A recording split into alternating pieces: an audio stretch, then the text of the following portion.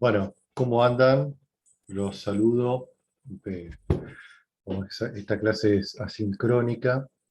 Eh, bueno, primero les quería contar un poco los motivos. Hay una actividad académica en la Universidad de Quilmes donde estamos comprometidos la gran parte de los docentes y bueno, justo era el sábado a las 14.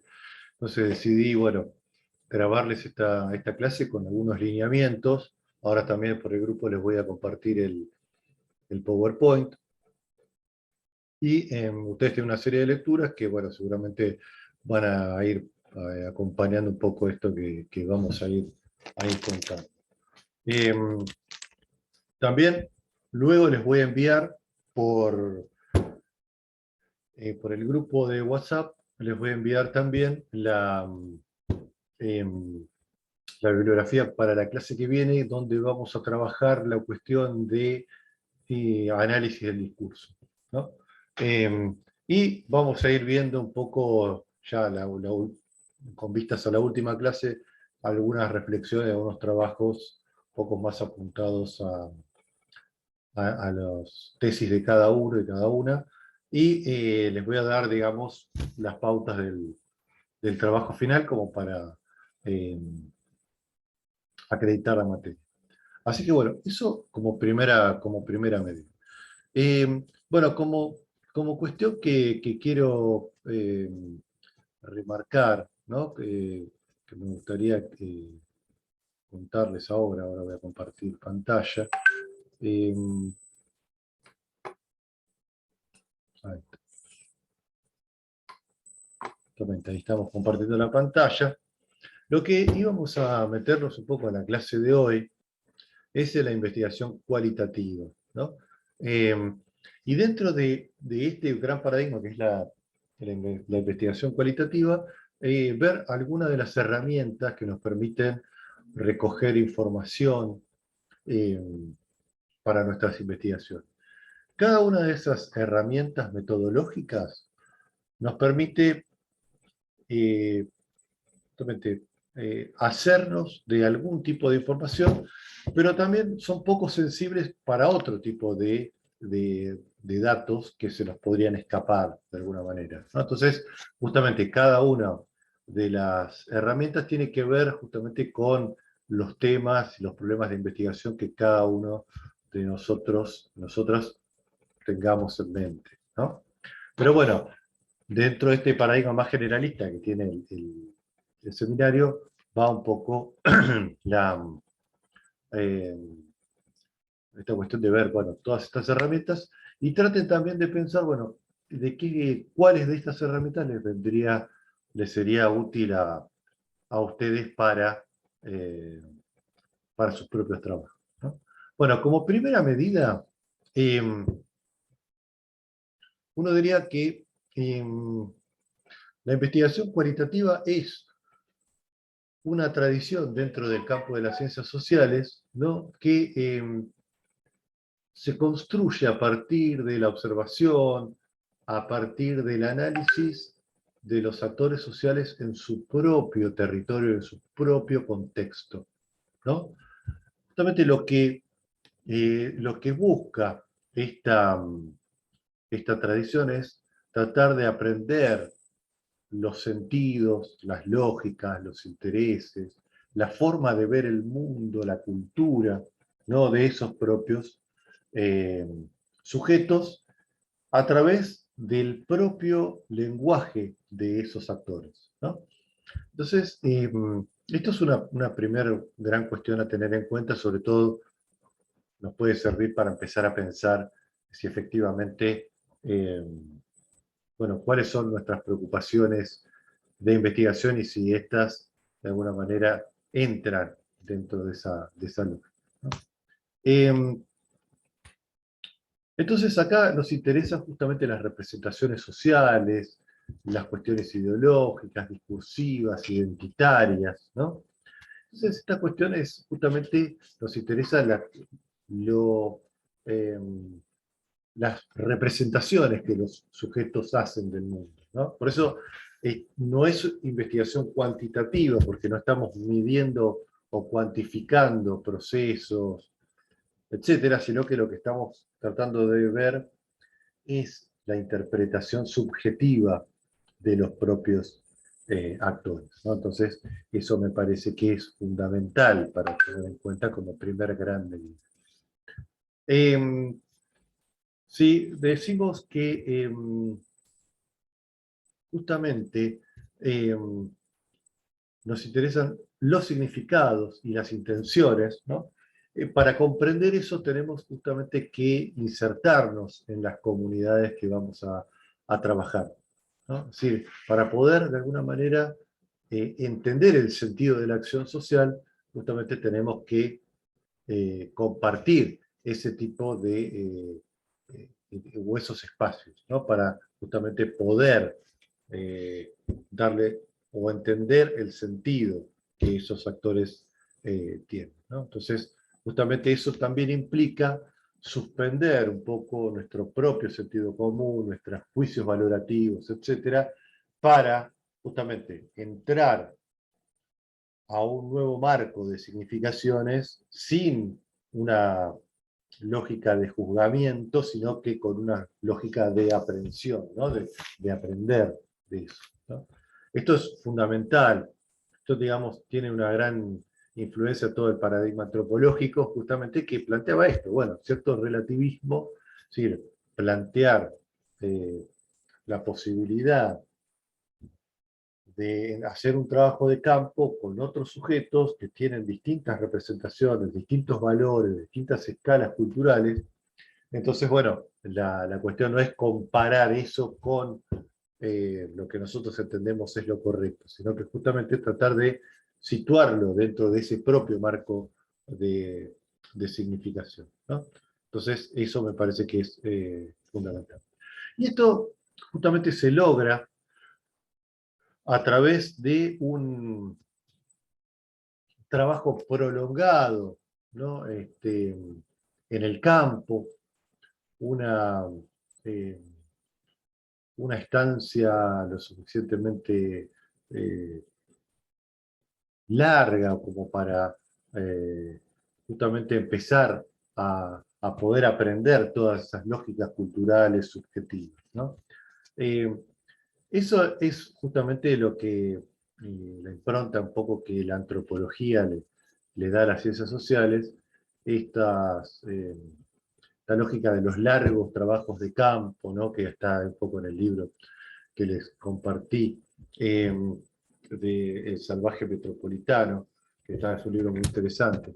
Bueno, esa cuestión entonces es como una cuestión central para tomar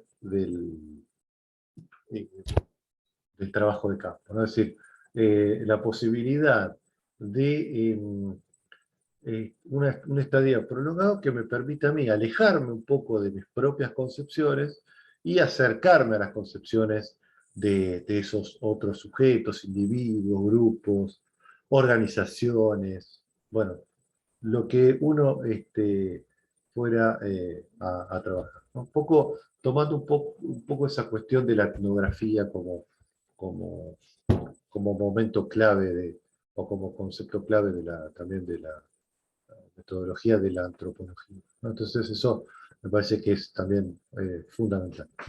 Y ahí justamente el investigador tiene que hacer como planteaba Gertz, si lo han leído, esta idea de la descripción densa.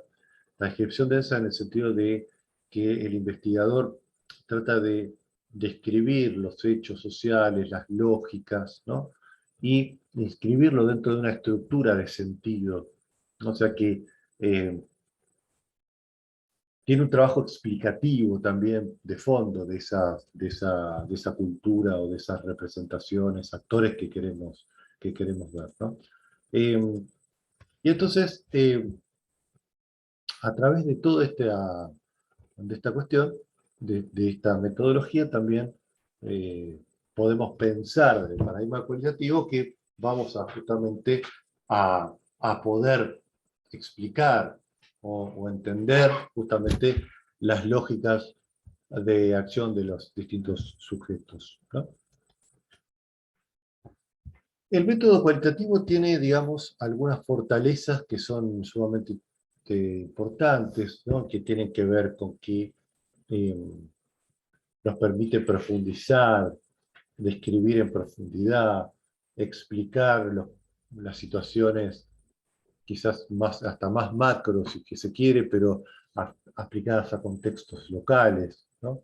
Ver justamente cómo se desarrollan en, en el, en el contexto más micro, ¿no? Las cuestiones quizás más amplias, ¿no? Entonces es sin lugar a dudas una fuente de descripciones y de explicaciones sumamente interesante. Eh, es interesante también porque permite reconstruir cronologías, ¿no? Entonces permite dar cuenta de cómo se va transformando un determinado fenómeno, proceso, a través de un seguimiento detallado uh, del flujo cronológico, ¿no? Y eso nos permite también comprender los sucesos, ¿no? Eh, también el método cualitativo y estos estudios de campo y demás son bastante interesantes para poner en tensión algunas categorías eh, más asentadas en el campo de las ciencias sociales, para mostrar, bueno, que algunos conceptos no son tan así, son más complejos, poder de alguna manera abrir algunos conceptos y cuestionarlos, ¿no?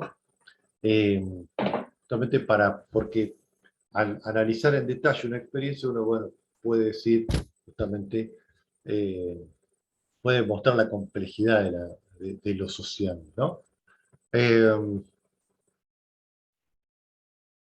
Además, justamente al trabajar con testimonios, con historias, con observación, etcétera, tienen ahí también una cuestión interesante que es justamente que logran explicar o logran dar cuenta de cómo es vivida cada una de las situaciones por los distintos sujetos, ¿no? Entonces, es interesante. Eh, y eh, También nosotros le vamos a dar relevancia a distintos sucesos que son tomados como normales, ¿no? Y que podemos ver que justamente en eso se reproduce una serie, el orden social se reproduce justamente sobre esta cuestión. Entonces me parece interesante todo eso y entonces es una de las fortalezas indudablemente. En cuanto a las debilidades, tiene que ver justamente con que, bueno, con que es sumamente intenso, ¿no? Porque hay que trabajar con personas, meterse en un lugar, ser parte de ellos, ser aceptado por esa comunidad, ¿no? Eh, el tiempo, cierto sesgo de los investigadores, porque en general lo que ocurre es que uno, digamos, al involucrarse con cierta comunidad, comparte abiertamente su visión del mundo y queda un poco como lo que veíamos en las primeras clases, ¿no? Queda como una especie de traductor o intérprete de ese grupo, una cuestión que es poco interesante, ¿no? Porque la cuestión sería justamente poder eh, problematizar y abarcar un poco más, ¿no? Pero bueno, ese es uno de los problemas. Eh, la dificultad también de procesar los datos, y eso vamos a ver la clase que viene, análisis del discurso, porque vamos a trabajar con discursos, con relatos, vamos a trabajar eh, con entrevistas. Entonces, no siempre es tan fácil de manejar justamente con una entrevista de 2 horas. ¿Qué es lo importante que hay ahí? ¿Qué podemos tomar? ¿Qué es lo desechable? ¿Qué es lo central? ¿No? ¿Cómo lo analizamos? ¿No? Bueno, y ahí vamos a trabajar un poco la clase que viene, pero que es una de las complejidades, ¿no? Eh, ¿Cuándo podemos decir también una de las debilidades? Que decir, bueno, ¿cuándo agotamos una determinada eh, número de entrevistas? ¿Cuántas entrevistas necesito para hacer una tesis doctoral? Bueno, ahí adoptaría el criterio de saturación, es decir, cuando, bueno, más o menos los entrevistados empiezan a decir más o menos lo mismo, podríamos decir que es la idea de la saturación. De todas maneras, eso también está cuestionado, pero, y es una de las cuestiones. ¿Hasta dónde el trabajo cualitativo, dónde termina? No está claro los límites, ¿no? Los límites un poco los pone el investigador, entonces es una cuestión también como a llevarla a la constante reflexividad del trabajo de campo, ¿no? Eh,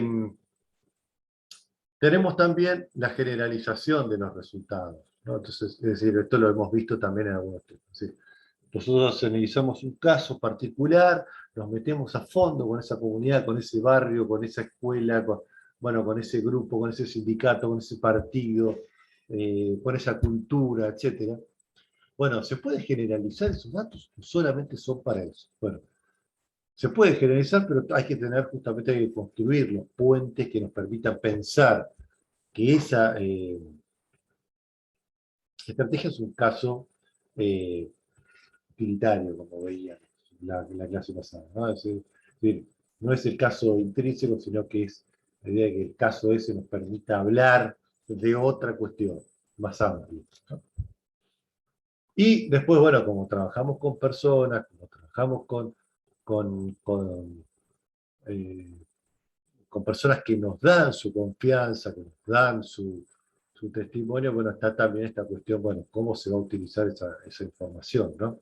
Ahora justamente, por ejemplo, uno de los debates que se están dando, ahora que en breve, en unos días, tengo que hacer el informe para el CONICET, que aparece entonces dentro de una categoría nueva en los informes del CONICET, que son los datos de la investigación. Es decir, si vos hiciste entrevistas, el CONICET quiere que vos subas las entrevistas. Entonces hay todo un debate ahí sobre, bueno, los contratos de confidencialidad que muchos investigadores realizan con sus entrevistados. Entonces, bueno, ¿qué hacemos con eso? Entonces hay muchas cuestiones que hay que tener en cuenta. Bien. Bueno, eh, acá tenemos eh, una imagen, ¿no? Que nos muestra un poco las distintas herramientas eh, y la, la cuestión de las distintas herramientas y, bueno, están agrupadas en torno, digamos, a las más individuales o las más generales. Ahora las vamos a ir viendo una por una. Un poco teníamos también eh, la bibliografía estaba un poco en torno a ello. Entonces vamos ahí, tenemos ahí al costado, lo vamos a ver, tenemos entrevistas, observación y análisis documental, ¿no? Es decir, entrevista tenemos individual, grupal o grupo de discusión, y la observación la dividí en dos, pero después el texto de observación proponía algunas categorías más, ahora las vamos a ver. Pero básicamente podríamos decir participante y no participante, ¿no? Entonces, bueno, vamos arrancando eh, con estas herramientas.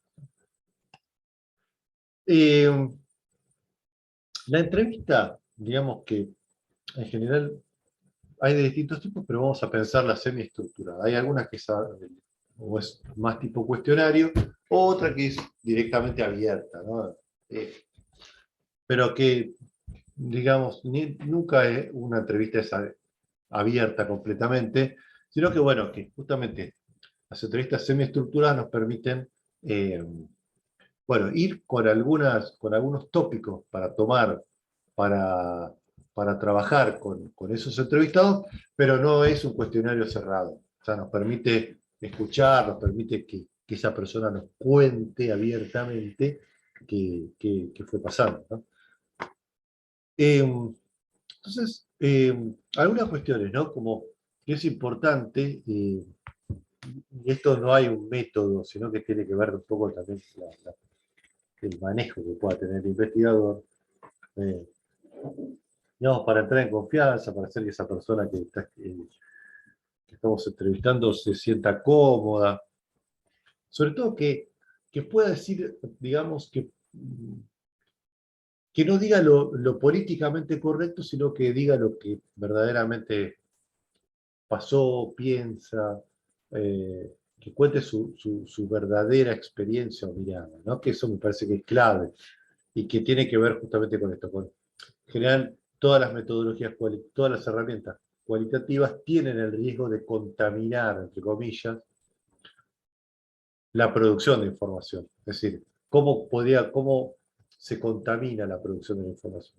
Justamente a través de que los entrevistados, las personas que estamos observando, etcétera, bueno, nos perciban y alteremos la naturalidad de eso, ¿no? Yo siempre pongo el ejemplo, ahora con la virtualidad, bueno, más o menos, pero digamos, antes cuando supongamos que iba un observador de CONIAU a ver el seminario, entonces, bueno, claramente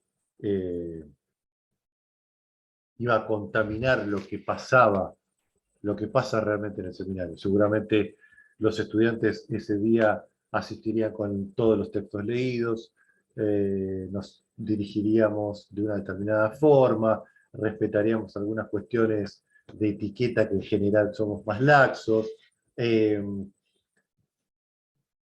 nos comportaríamos de una manera distinta a la cual si no estuviera ese observador, por ejemplo, evaluador, ¿no? Entonces, bueno, eso sería un ejemplo de cómo muchas veces se puede contaminar la situación, ¿no? Yo recuerdo cuando hacía entrevistas para la maestría, en el plan Más Vida, bueno, las mujeres a veces pensaban que yo era alguien del ministerio que estaba controlando, ¿no? Entonces, eso tenía que explicar, que no era así, que a mí yo no venía a controlar nada, sino que quería ver qué pensaban de las políticas y cómo veían las problemáticas de los barrios, etcétera, que no era un agente del Estado que venía a controlar, que no falte nada, etcétera, ¿no? Como que, bueno, recién a partir de poder hacer explícito ese lugar, era donde, bueno, empezaban a contar algo, si no es como una especie de cassette que se ponían, ¿no? Y que, bueno, que era justamente, también, ¿no? Ahí también la reflexividad del trabajo de campo tiene que tener la dimensión del lugar que esos otros actores nos dan a nosotros. Es decir, bueno, vamos a trabajar con un determinado grupo, bueno, seguramente un, un estudiante de doctorado que viene a vernos, bueno, seguramente tendrán un discurso, tendrán una representación de lo que ese supuesto estudiante de doctorado quiere escuchar de esa comunidad, ¿no? Entonces, un poco la idea de la reflexividad y el trabajo de campo es, bueno, escuchar ese primer deber ser para después poder empezar a romperlo y empezar a entrar en confianza con esos actores para que empezar a ver un poco lo real, digamos, que hay atrás de eso, ¿no? Bueno, por supuesto, evitar emitir juicios de valor y ser muy cauto con la cuestión del anonimato, ¿no? Sobre todo porque en muchos contextos las personas pueden largarse a hablar, pero ahí tenemos que cuidar un poco a las personas, ¿no? Porque después, qué sé yo, en otros contextos, más adelante o en otros marcos, bueno, la situación puede perjudicar a algunas personas, entonces está bueno que también éticamente nos manejemos así. Bueno, y tenemos también la observación, ¿no? La observación es justamente, si vamos a la definición justamente la observación, es el acto usual que selecciona imágenes inconscientemente y que no presta atención al entorno más que para sortear. Es decir, es como estamos observando algo, estamos viendo en nuestro entorno. La mirada en las ciencias sociales justamente se diferencia de esa noción de sentido común de, la, de las miradas, justamente a partir de que en realidad lo que tenemos que ver es que lo que nos interesa es seleccionar qué parte de ese entorno queremos ver, para justamente poder darle un sentido. No podemos captar todo, ¿no? Si vuelvo al ejemplo de la clase. Si yo quiero observar una clase, ¿qué es lo que quiero ver? Antes de largarme a hacer la observación, tengo que tener una hoja de ruta de qué quiero ver, ¿no? Entonces, yo diría, bueno, quiero ver cómo da los temas el profesor, cómo se relaciona con los estudiantes, qué técnicas utiliza, ¿no? Bueno, etcétera. Yo hago una hoja de ruta, ¿eh? Unas anotaciones como para saber justamente qué es lo que quiero ver. No puedo captar todo. Entonces, justamente a diferencia de eso, es fundamental, ¿no? La observación es importante, es interesante porque nos brinda mucha información del contexto, de cómo se dan las situaciones, nos brinda muchos elementos para pensar el, el marco, ¿no? Cómo se dan realmente las situaciones. Entonces, es una fuente sumamente interesante para recoger la cuestión de la subjetividad, ¿no?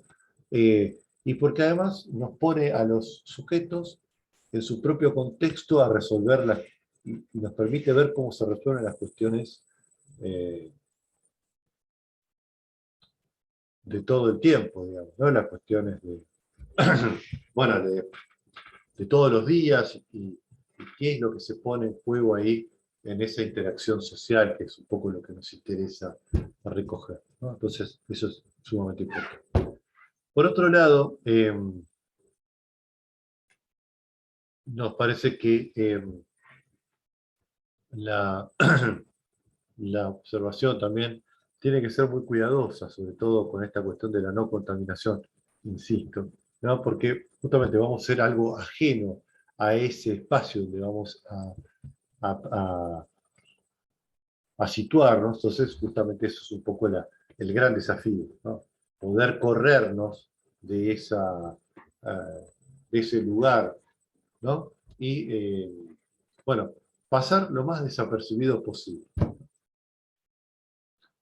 Ahí tenemos justamente la cuestión de la observación participante, ¿no? Que también es otra de las formas de que, que se da en esta observación, que es la observación participante es cuando el investigador comparte las actividades eh, con las personas que está observando, ¿no? Entonces, por ejemplo, podemos asistir a una marcha, podemos ir a un determinado lugar, podemos participar de una asamblea, podemos participar de un determinado trabajo, ¿no?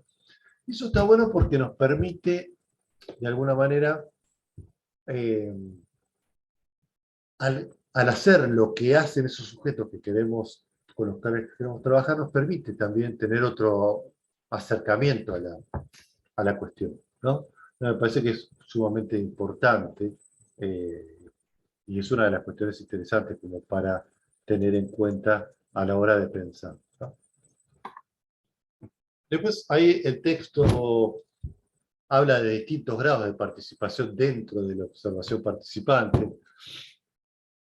Hay una que es la que llama participante total, en donde justamente el participante oculta su rol. Bueno, esta éticamente es bastante cuestionable, bastante no, diría es cuestionable. Eh, Uno sería un infiltrado, digamos, ahí abiertamente, ¿no? Entonces, bueno, esa la descartaría.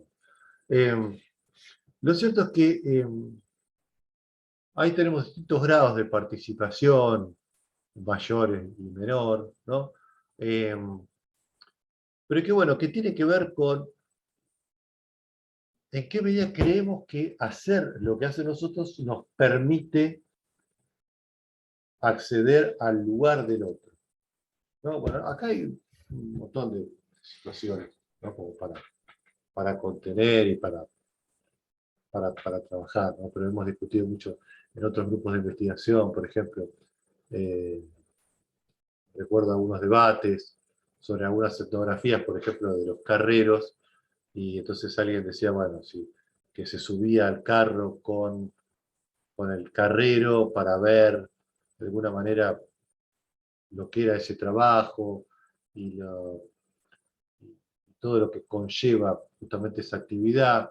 Entonces uno diría, bueno, no hay que perder de vista que uno no es un carrero, uno es un investigador que se sube arriba de un carro, que no es lo mismo, digamos, ¿no? Pero de todas maneras, subirse arriba del carro puede ser un elemento que me permita acceder a algunas representaciones, ¿no? Otro caso era, me acuerdo, no me acuerdo dónde lo había discutido. Creo que con un grupo de estudiantes secundarios, una vez que querían hacer un trabajo, decía, bueno, el tema era, digamos, el confrontamiento de clases y la mirada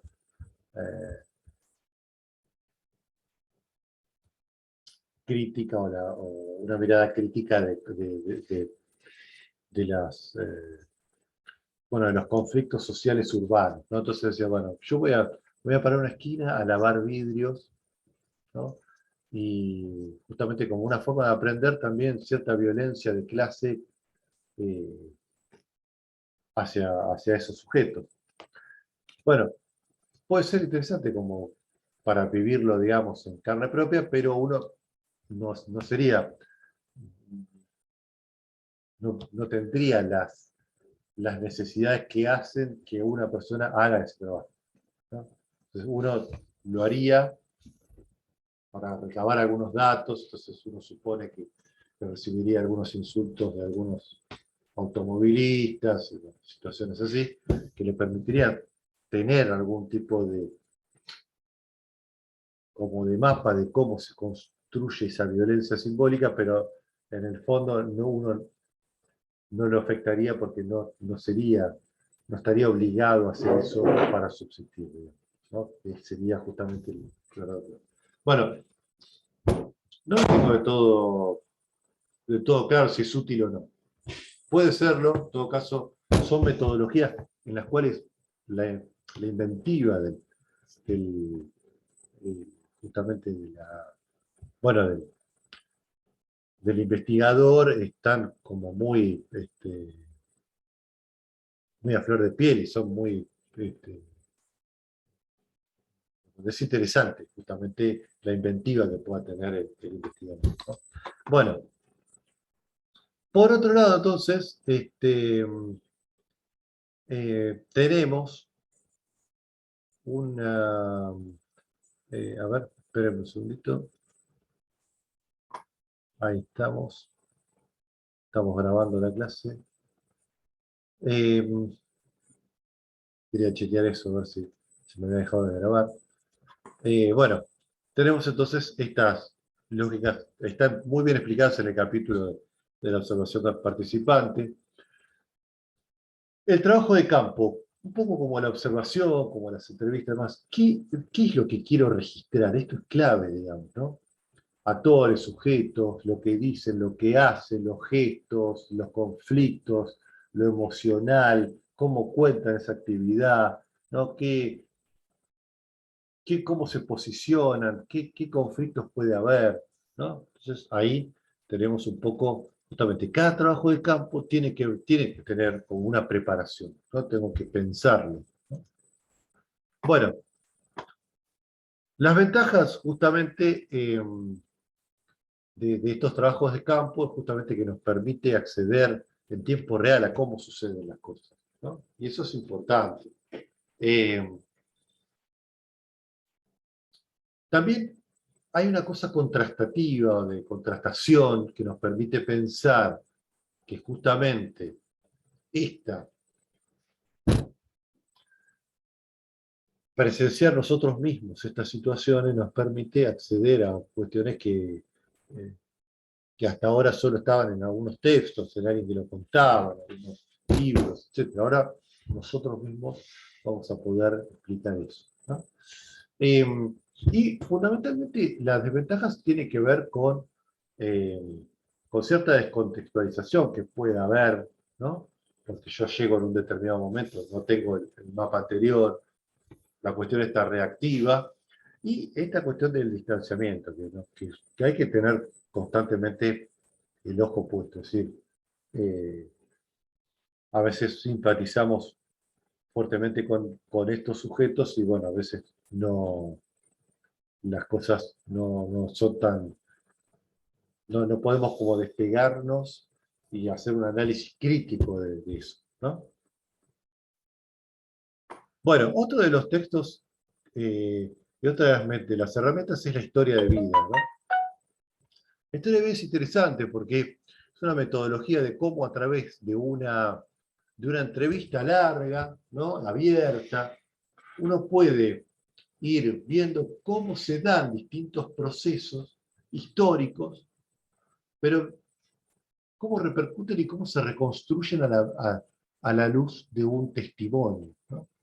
Hay un libro muy interesante de Daniel James que se llama eh, se me acaba de- bueno, ahora lo voy a buscar, lo tenía por acá, que es la historia de una militante peronista femenina de Berisso, Doña María.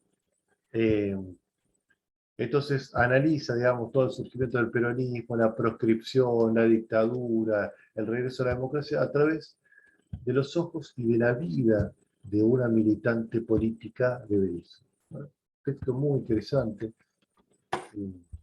muy bueno para trabajar. Bueno, y acá tenemos el diseño de la entrevista, que es justamente, ahí tenemos, ¿no? Seleccionar los entrevistados, registrar el lugar, el tiempo, llevar un guión de entrevista también es muy importante, porque justamente me parece que es central eso, ¿no? Tener un guión de la entrevista es una cuestión importantísima, ¿no? Bueno, seguimos. Ahí está entonces el, estos ítems que pueden tener en cuenta, ¿no? Y bueno, las ventajas ya las hemos visto un poco.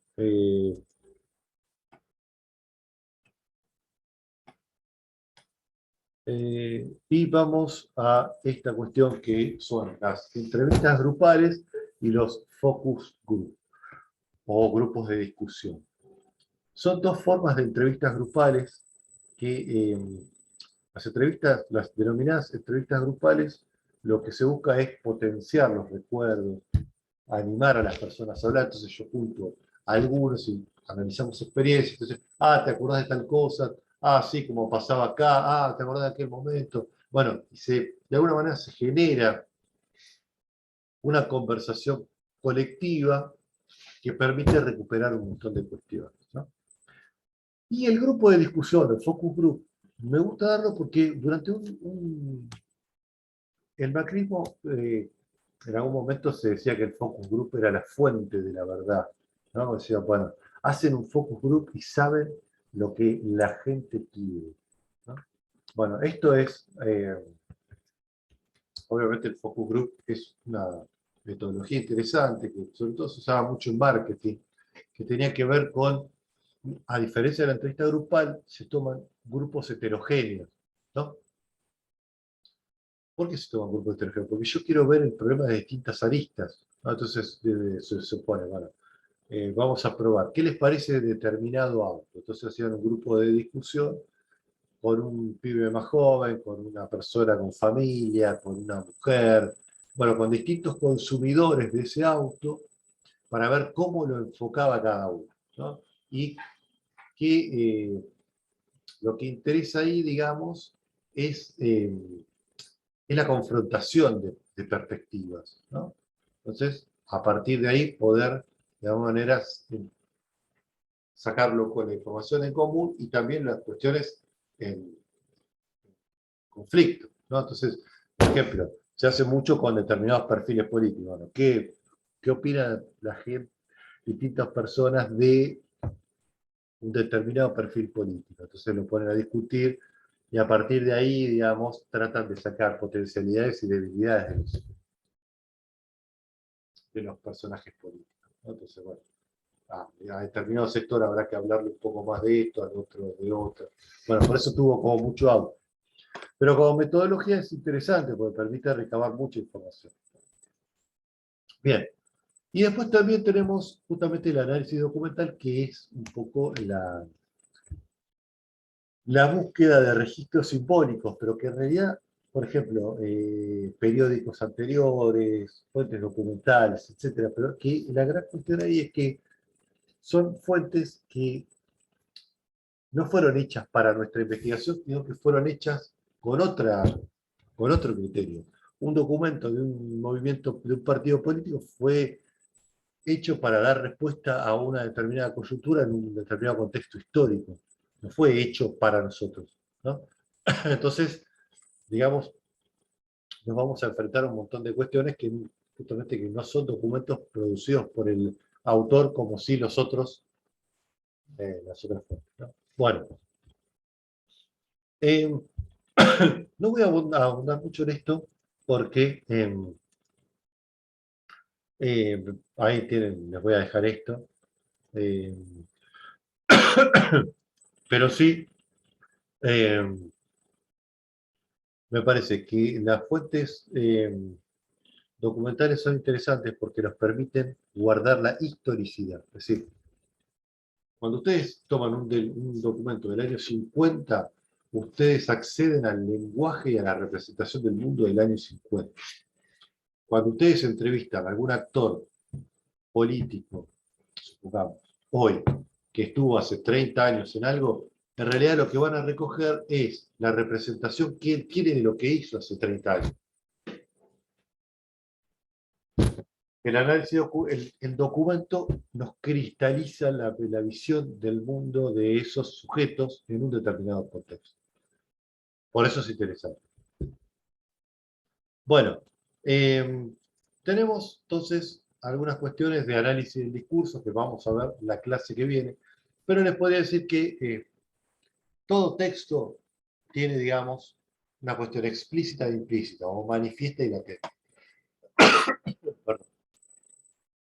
¿Qué es lo que vamos a desarrollar después un poco en el análisis del discurso? Yo les voy a mandar los textos y vamos a trabajar con eso en la clase.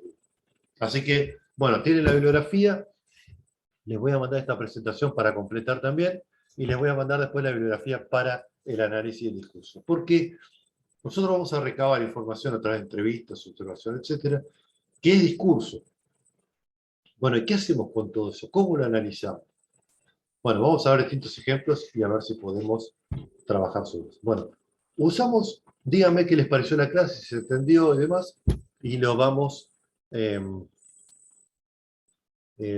a, eh, lo vamos trabajando justamente y podemos hacer un intercambio también ahí en el grupo. Pero me interesa un poco que piensen también qué herramientas son sensibles a sus temas de investigación y lo pongamos un poco en debate. Bueno, como ventaja, me ven cuando quieren, lo pueden cortar y seguir viendo, y si no tenemos el intercambio ni de vuelta, pero bueno, justamente es solamente por este sábado, y no quería dejar de grabar esta pequeña clase eh, bueno, para que no perdamos el hilo.